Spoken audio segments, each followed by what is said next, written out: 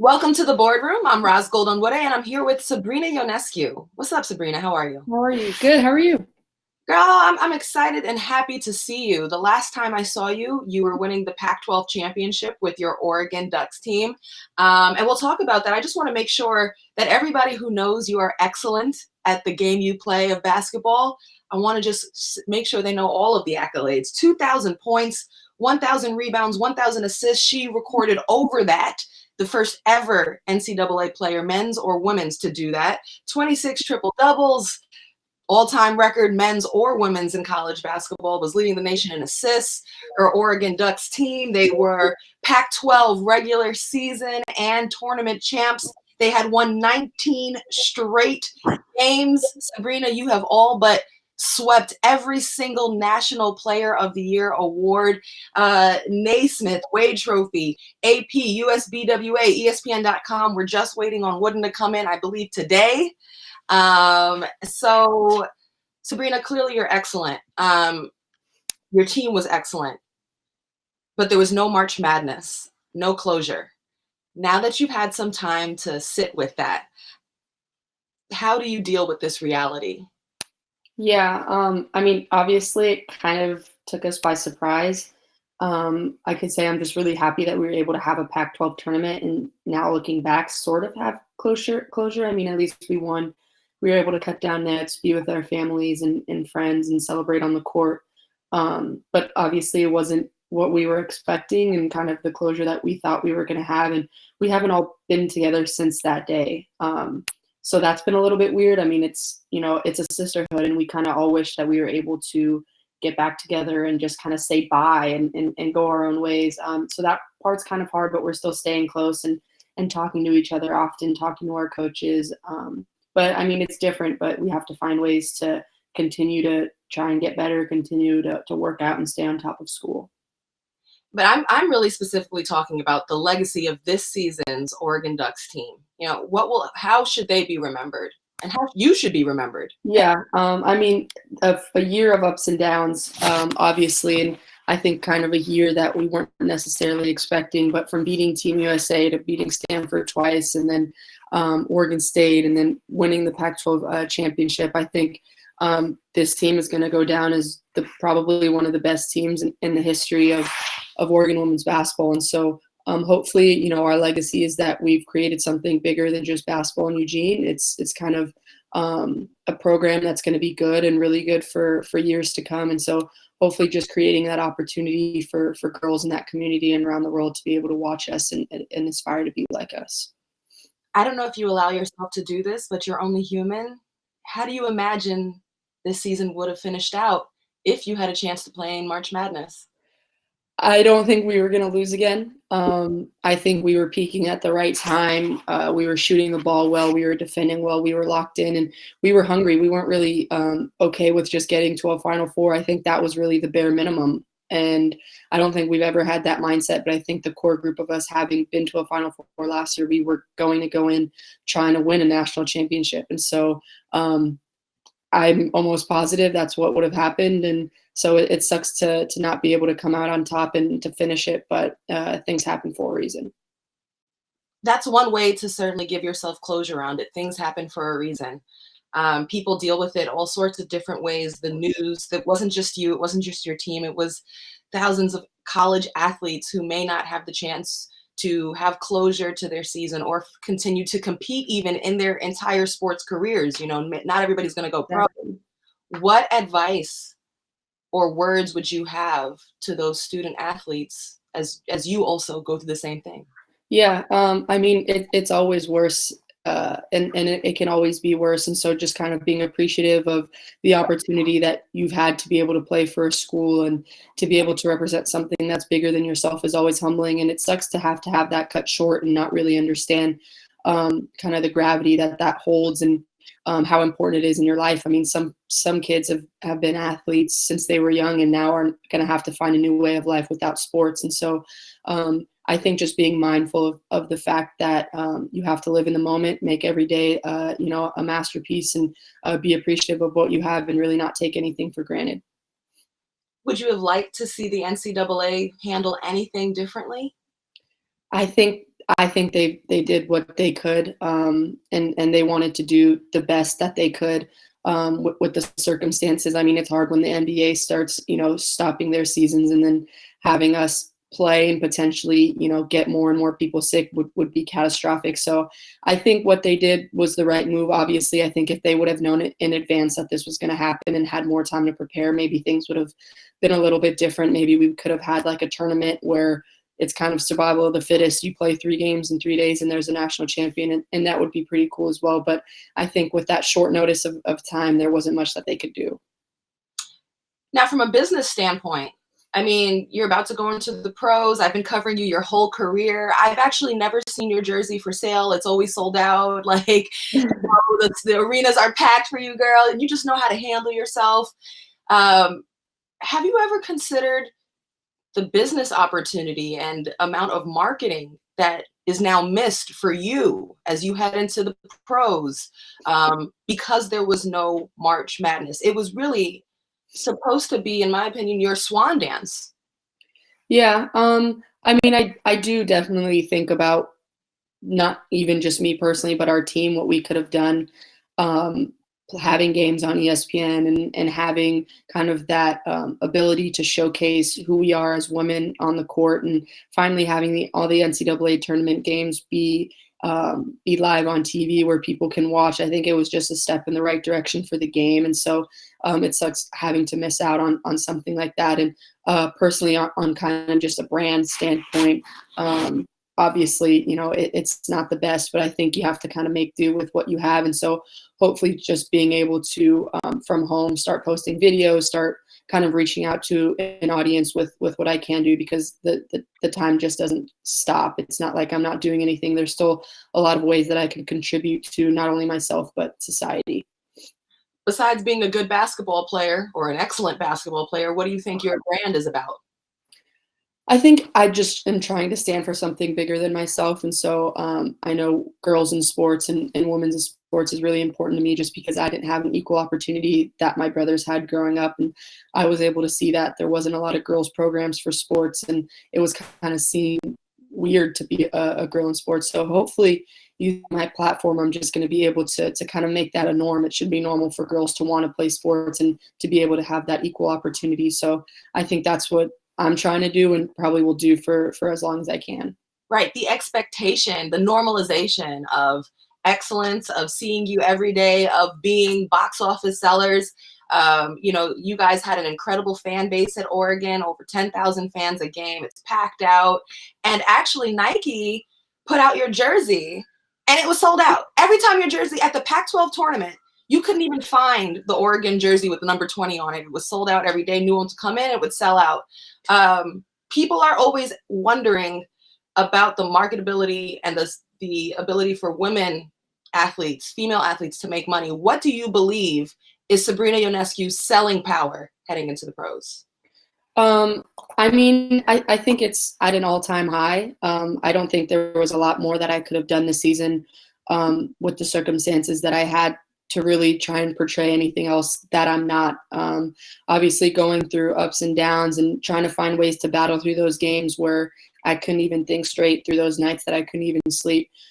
So really doing everything to my ability to try and be the best teammate that I can, and to advocate for whatever you're going through. There's always light at the end of the tunnel, and pushing through and kind of trying to break down those barriers. And I thought I did that through example and to the best of my ability. And so there wasn't really much more that I had left in me to give. And so with that, knowing going into the pros, I think I'm in the spot that I want to be. And when you brought that and gave all of that to the game, I feel like everybody followed. Whether it was Stephen Curry and his daughters at the game, LeBron tweeting at you, making you guys special sneakers, Dame, I mean, you name it, you were a celeb's fave, your favorite player's fave. How do you carry that momentum from your college career, all the hype that came with you in your college career, and keep that alive in the pros? Yeah, I mean, I'm excited for a new opportunity, and frankly, I'm just excited for new challenges. Obviously, I started to get a little bit comfortable, being a veteran and being a little bit older. And I think now going into an entire new league with kind of an entire new way of living. I mean, you're living on your own, you're a pro, and so that's going to come with its highs and lows, and I'm going to have to be able to weather those storms of the growing pains in the league where I'm a rookie and there's someone that's been there for 10 years that's coming to try and beat me and take my spot. And so I'm just excited for those new challenges. But at the end of the day, I believe in myself and have confidence. And so that's just going to have to carry me through. Yeah, you're also going to need a team that understands the vision and the possibilities that you can do not only on the court, but off of it, not only financially, but also in the community. Your impact can be much bigger than the game. So how's that process been, picking your team, an agent, or even aligning? Are you being recruited by sneaker companies? Like what's this aspect like now? Yeah, I mean, this part's been really fun. Just talking to kind of endorsement for the endorsement deals, just trying to figure out what shoe company I'm going to sign with. I haven't signed with an agent yet. It's kind of just been a weird process because I wasn't planning on having to start doing it so soon. So, and having kind of so much time, I think, there's usually 10 days after the national championship game until the draft. And so I was planning on kind of having everything done then. And now understanding that there's probably not going to be a season that starts in May, it's probably going to be pushed back. There's kind of a little bit more time. So just trying to stay on top of things and kind of figuring out what's next. And it's been fun. I mean, talking to the different companies, seeing the vision that they have for me. Which companies are recruiting you? I've been talking to Nike, Under Armour, and Puma. Very cool. Yeah. You mentioned the good luck, by the way. Yeah. Whatever you come out with, I'm rocking. Like I'll take two. Yeah, I got you. No, I'm buying them. Don't got me. I'm paying for them. Okay. So you mentioned the WNBA season. It has been pushed back. There's an official memo from the WNBA that training camps and the official start, which was supposed to be like for May 15th, will be postponed and figured out. However, there will still be a draft on April 17th. It'll be on ESPN at 7 p.m. However, it's going to be a virtual draft. So has anybody cued you in on what a virtual draft might be like? Not really. I'm assuming the computer is going to be set up somewhere and then they're going to announce the names. I think they're going to do a split screen. I think they were going to let me know this week exactly what was going to happen, but that was, I think, where their head was at with what exactly they were going to do. Right. Do you plan on dressing up at all, or? I don't think so. My mom wants me to, but I don't think I'm going to do that just to sit on my couch. Sabrina, like you have a legit chance to be the #1 overall draft pick to my New York Liberty. Yeah. And you're just gonna be there in some sweats? No, I might wear some jeans and like a nice shirt and like do some makeup in my hair, but I don't think I'm gonna come out in like a full on dress. That seems a little odd. We have we're different mindsets. I think Ruthie's gonna dress up, so you're with her mindset. Absolutely, we need to see Ruthie. I mean, the amount of talent you guys had. Ruthie Hebert, Satu Sabali, all graduating. Mignon Moore. Likely all of your seniors will have an opportunity in the WNBA, hopefully.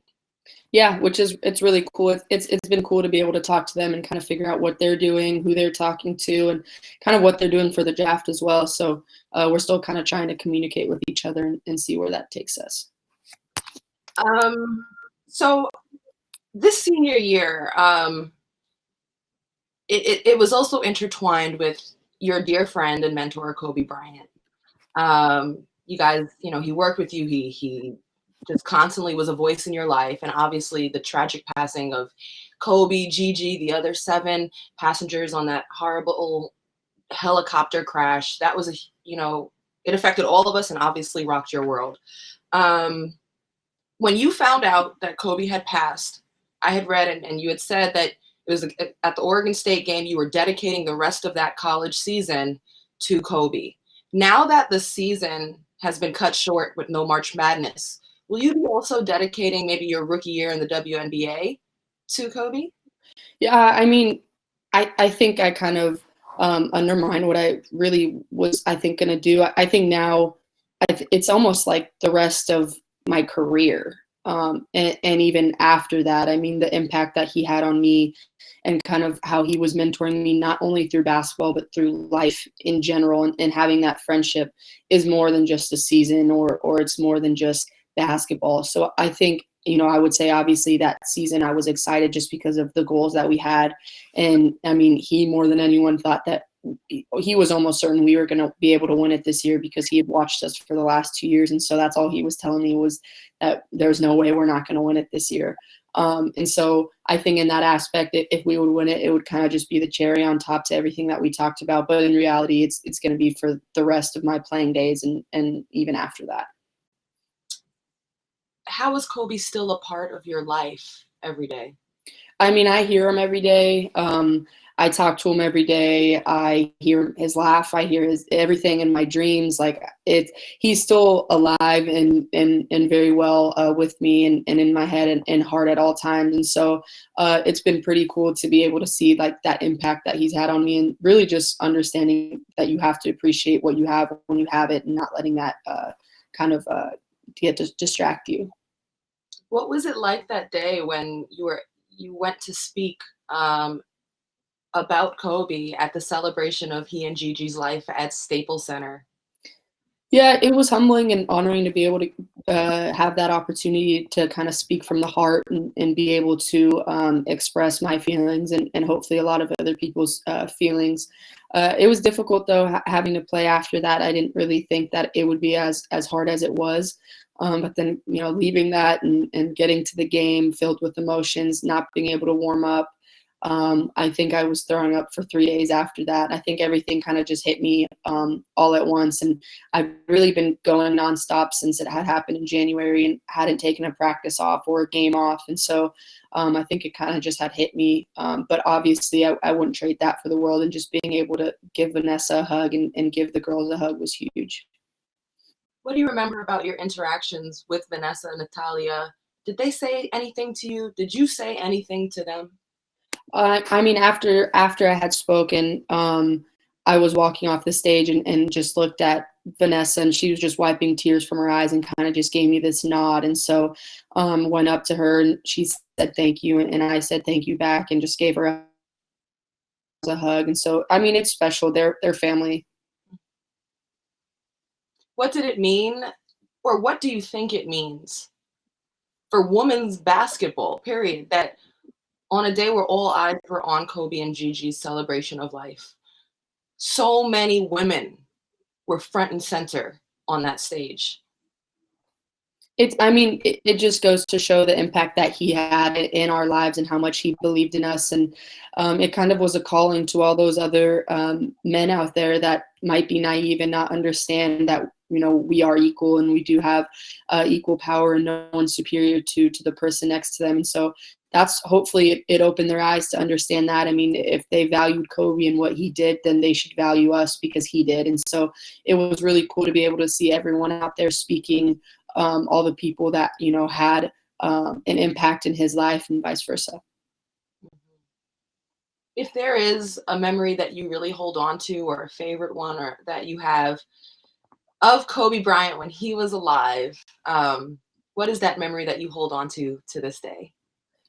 I mean, it's hard. There's really so many. I mean, just from staying up and talking to him and being able to be there when he coaches and just picking his brain and then working out with him was awesome. I mean, just being able to see how particular and how much he paid attention to detail. Wait, Sabrina, what is it like to work out with Kobe? How detailed is he? Like, give me an example. Like it's not even really about basketball. It's like angles, footwork, the degree of angles, figuring out when someone closes out on you, how open their stance is to where you attack. I mean, it was very, very particular, and I love that stuff. And so it was really my cup of tea, and it was really cool to be able to hear him say those type of things. Best advice he ever gave you? Real sharpness comes without effort. He always told me that, and that was just you end up perfecting your craft that it looks effortless. And so working and doing everything you can, whatever that is, to be the best that you can. Sabrina, you are absolutely the right student and pupil and mentee and basketball player and human being to carry on the legacy of Kobe Bryant. I'm certain he and Gigi are watching and smiling and cheering you on, as we all are. And I look forward to April 17th, the WNBA draft. And, you know, good luck to you moving forward. Thanks. Yeah. Thank you for having me.